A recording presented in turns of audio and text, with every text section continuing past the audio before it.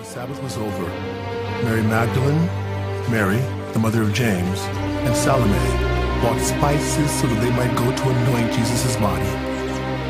Very early on the first day of the week, just after sunrise, they were on their way to the tomb, and they asked each other, "Who will roll the stone away from the entrance of the tomb?" But when they looked up, they saw that the stone, which was very large, had been rolled away.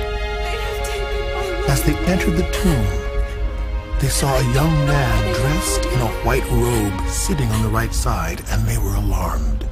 "Don't be alarmed," He said. "You are looking for Jesus the Nazarene who was crucified. He has risen. He is not here.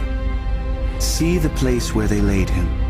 But go, tell his disciples and Peter, he is going ahead of you into Galilee. There you will see him, just as he told you." Trembling and bewildered, the women went out and fled from the tomb. They said nothing to anyone because they were afraid.